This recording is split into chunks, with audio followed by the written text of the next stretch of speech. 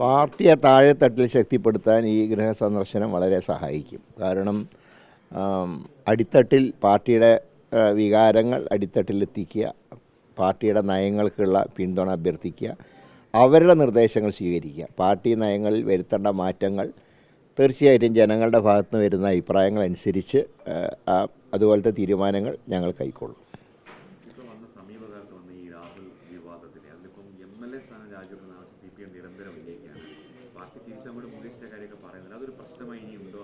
അതിൽ അന്വേഷണം നടക്കട്ടെ. ഞാൻ പറയുന്നത് അന്വേഷണം നടക്കുന്നതിന് മുമ്പ് വിധി കൽപ്പിക്കേണ്ട കാര്യമില്ല. സർക്കാർ അന്വേഷിക്കുന്നുണ്ടല്ലോ, ഞങ്ങൾ ആ അന്വേഷണത്തിനെ ഒരു തരത്തിലും ചോദ്യം ചെയ്യുന്നില്ല.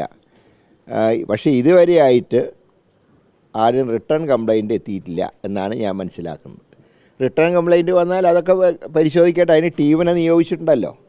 ആ ടീമിൻ്റെ റിസൾട്ട് വരുന്നത് വരെ മറ്റ് നടപടികളിലേക്ക് കടക്കേണ്ട ആവശ്യമില്ല എന്നാണ് പാർട്ടിയുടെ തീരുമാനം. അദ്ദേഹം ഇപ്പോൾ തന്നെ പാർട്ടിയിൽ നിന്ന് സസ്പെൻഡ് ചെയ്യപ്പെട്ടു. സഭയിൽ അദ്ദേഹം അൺഅറ്റാച്ച്ഡ് മെമ്പറായിട്ടാണ് അദ്ദേഹം സഭയിലിരിക്കുക. അപ്പോൾ ആ കാര്യങ്ങളൊക്കെ വ്യക്തമായിട്ട് പാർട്ടി നയം സ്വീകരിച്ചിട്ടുണ്ട്. ഇതിലും കൂടുതൽ സ്വീകരിക്കേണ്ട ആവശ്യം ഇപ്പോഴില്ല. ബാക്കിയൊക്കെ സർക്കാരിൻ്റെ അന്വേഷണത്തിൻ്റെ റിപ്പോർട്ട് വരട്ടെ. അതിൻ്റെ അടിസ്ഥാനത്തിൽ പിന്നീട് നടപടികൾ സ്വീകരിക്കാം. ഇപ്പോൾ ഈ എടുത്ത നിലപാടിൽ നിന്ന് ഒരു ഇഞ്ച് പോലും പിന്നോട്ട് പോകേണ്ട ആവശ്യം പാർട്ടിക്കില്ല.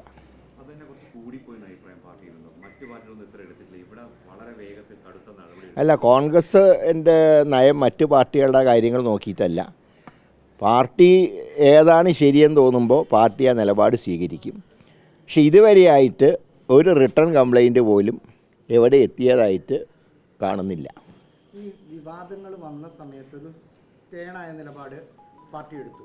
പക്ഷെ കഴിഞ്ഞ ദിവസങ്ങളിൽ ആ നിലപാടിൽ നിന്ന് കുറച്ചോട്ട് പിന്നോട്ട് പോകുന്നുണ്ട്. അടൂർ പ്രകാശ് ഒരു അനുകൂലമായ നിലപാട് രാഹുൽ എടുക്കുന്നു. അനുകൂലം പ്രതികൂലമൊന്നുമില്ല. ഇപ്പോൾ ഒരു അനാവശ്യ വിവാദമാണ് സഭയിൽ ചെല്ലുമ്പോഴുള്ള അവസ്ഥയെക്കുറിച്ച്. അതിനെക്കുറിച്ചൊരു ചർച്ച ചെയ്യേണ്ട ആവശ്യമില്ല. കാരണം രാഹുൽ മാങ്കൂട്ടത്തിൽ അവിടെ ചെല്ലുമ്പോൾ ഒരു അൺഅറ്റാച്ച്ഡ് മെമ്പറാണ് അദ്ദേഹം. അദ്ദേഹത്തിൻ്റെ ഈ സഭാ നടപടികളുടെ കാര്യങ്ങളിൽ എല്ലാ കാര്യങ്ങളും ഇനി തീരുമാനമെടുക്കേണ്ട സ്പീക്കറാണ്. ഇപ്പോൾ അദ്ദേഹത്തിന് സബ്മിഷൻ ഉന്നയിക്കണമെങ്കിൽ അനുവാദം കൊടുക്കണോ വേണ്ടോ എന്ന് സ്പീക്കർക്ക് തീരുമാനിക്കാം. പ്രാസംഗികരുടെ ലിസ്റ്റിൽ, കോൺഗ്രസിൻ്റെ ലിസ്റ്റിൽ അദ്ദേഹത്തിൻ്റെ പേരുണ്ടാവില്ല. എന്നാൽ സ്പീക്കറുടെ അധികാരം ഉപയോഗിച്ച് അദ്ദേഹത്തിന് അവസരം കൊടുക്കാനുള്ള സ്വാതന്ത്ര്യമുണ്ട്. അതവർ ചെയ്തോട്ടെ. അതല്ലാതെ രാഹുൽ മാങ്കൂട്ടത്തിൽ അസംബ്ലിയിൽ ചെന്നാൽ അദ്ദേഹത്തിനെ കയ്യേറ്റം ചെയ്യുന്നൊന്നും ഞാൻ വിശ്വസിക്കുന്നില്ല. അങ്ങനെ ഒരു സംഭവം ഉണ്ടാവില്ല. വേണമെങ്കിൽ എഴുന്നേറ്റ് നിൽക്കുമ്പോൾ ചിലപ്പോൾ ചില ആൾക്കാർ, ഭരണകക്ഷിയുടെ ചില ആൾക്കാർ ചിലപ്പോൾ പൂവൻകോഴിയുടെ ശബ്ദം ഉണ്ടാക്കും. അപ്പോൾ ഇവിടെ നിന്ന് മുകേഷ് എഴുന്നേറ്റ് നിൽക്കുമ്പോൾ UDFൻ്റെ ഭാഗത്തുനിന്നും ഉണ്ടാവും. ശശീന്ദ്രൻ എഴുന്നേറ്റ് നിൽക്കുമ്പോൾ പൂച്ചയുടെ ശബ്ദം ഉണ്ടാവും. അപ്പം അങ്ങനെയുള്ള ചില ശബ്ദങ്ങളല്ലാതെ മറ്റൊരു അനിഷ്ട സംഭവം ഉണ്ടാവില്ല. രാഹുൽ ഇപ്പോൾ കോൺഗ്രസിൻ്റെ ഭാഗമല്ല. രാഹുൽ എഴുന്നേറ്റ് നിൽക്കുമ്പോൾ പൂവൻകോഴിയുടെ ശബ്ദം ഉണ്ടാകുമ്പോൾ തിരിച്ച് ഭരണപക്ഷം പൂച്ചയുടെ ശബ്ദം ഉണ്ടാക്കേണ്ട കാര്യമുണ്ടോ? രാഹുൽ ഇപ്പം ഭരണകക്ഷിയല്ല, ഞങ്ങളാണ് പൂച്ച. UDF ആണ് ഉണ്ടാക്കുക. കാരണം അവിടെയുണ്ടല്ലോ, അവിടെ ശരിക്കുള്ള കോഴികളുണ്ടല്ലോ. അതുകൊണ്ടാണ് പറഞ്ഞത്. കാരണം അവരുടെ പേരിൽ റിട്ടേൺ കംപ്ലയിൻ്റ് ഉണ്ട്.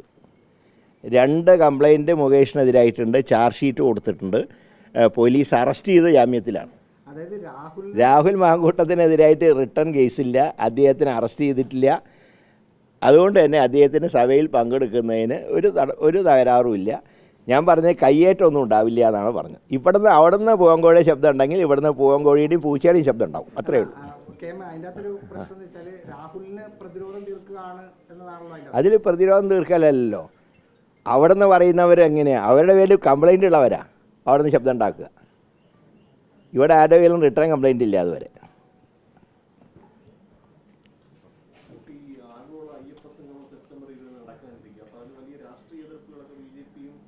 രണ്ട് കാര്യങ്ങളുണ്ടാവില്ല. ഒന്ന്, ഇതാരാണ് നടത്തുന്നത്? ദേവസ്വം ബോർഡാണോ ഗവൺമെൻറ്റാണോ?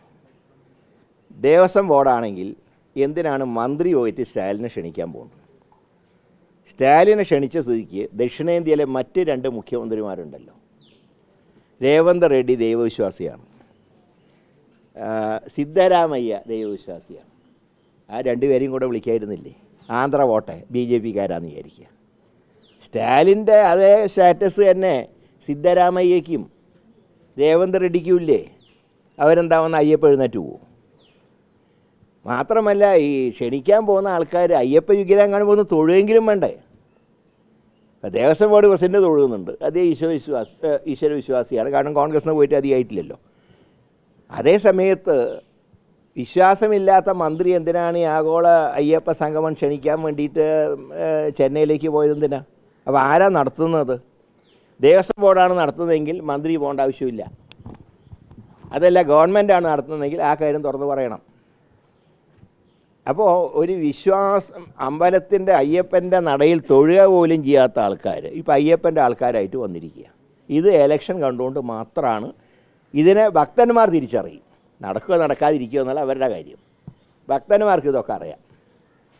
കോൺഗ്രസിൻ്റെ നയം വിശ്വാസികളെ സംരക്ഷിക്കുക എന്നുള്ള നയമാണ് ഇന്ത്യൻ നാഷണൽ കോൺഗ്രസ്.